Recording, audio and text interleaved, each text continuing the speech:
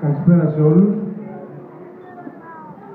Θέλω να ευχαριστήσω πάρα πολύ την οικογένεια της ΑΕΛ για την επιστροφή μου. Πέρασα 6 χρόνια τη ζωή μου εδώ πέρα, πραγματικά στιγματίστηκα και στο κορμί και στην ψυχή. Ήταν τα πιο έντονα ποδοσφαιρικά χρόνια μου. Δεν θα σας κουράσω πάρα πολύ. Θεωρώ τον εαυτό μου πολύ προνομιούχο που κατάφερα 6 χρόνια να είμαι αρχηγός αυτής της ομάδας. Δεν είναι και εύκολο αυτό. Είναι μια ομάδα που έχει ειδικό βάρος και ερχόμενος εκτός Λάρισσας, θεωρώ ότι ήταν πολύ ιδιαίτερη αυτή η περίοδος για μένα προσωπικά. Είδαμε προηγουμένως την ιστορία και η ιστορία γράφεται σε πολλά μέρη. Ο τρόπος όμως που γράφτηκε η ιστορία στη Λάρισα κατά το παρελθόν έχει διαφορετικό χρώμα και ειδικό βάρος. Τελείως διαφορετικό. Θα το λέω μέσα από την...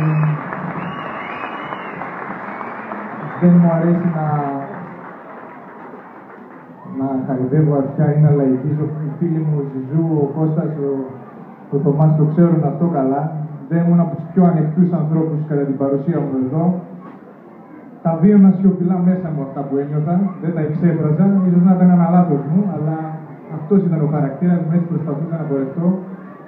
Θέλω να σας πω λοιπόν, κλείνοντας, ότι αυτή η κατάκτηση του κυπέλλου που είχα την τιμή να είμαι αρχηγός, σηκώνοντας μαζί με τον κύπελλο όλη την ομάδα μαζί με τον Ζήση τότε στον ουρανό, ότι είναι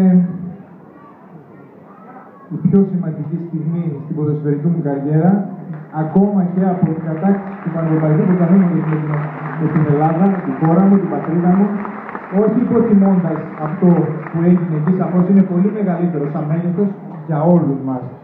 Για μένα προσωπικά, επειδή είχα ένα ρόλο υπεύθυνο μέσα στην ομάδα, μέσα από το περιβραχιόνιο του αρχηγού και μέσα από τον αγωνιστικό χώρο, το βίωσα πιο έντονα και με στιγμάτισε βαθύτερα. Είναι πολύ μεγάλα γεγονότα στην ποδοσφαιρική μου ζωή και αυτό σας το λέω μέσα από την καρδιά μου. Να είστε καλά και να δούμε πάλι την ΑΕΛ εκεί ψηλά που της αξίζει.